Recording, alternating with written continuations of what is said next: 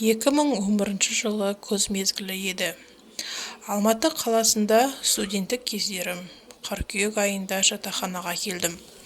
Алаңсыз жүрген күндерімнің бірі еді.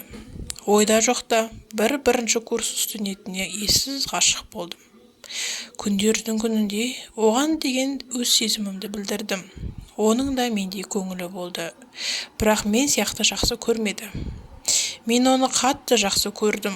Ол сезімімді сөзбен айтып жеткізе алмаймын.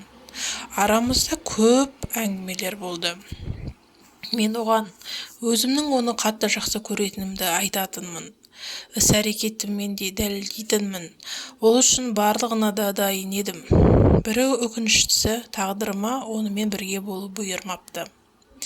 Адами ахуалдарға байланысты менің оған қолым жетпеді. Мен оған соңғы сөздерімде былай айттым: Айман, мен бірге бір уақыт өмір сүргеніме, бір қалада бір универде оқығаныма, сен жұтқан ауаны жұтқаныма бақыттымын.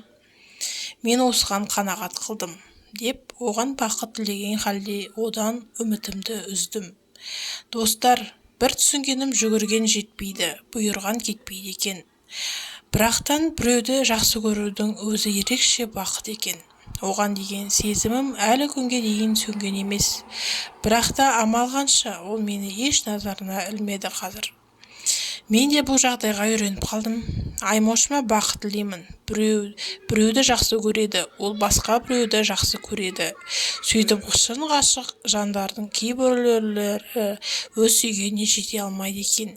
Егер де осыны Айман оқып жағдайда, Айман Ботақан, саған бақыт тілеймін. Ақылды жан бол әрқашанда.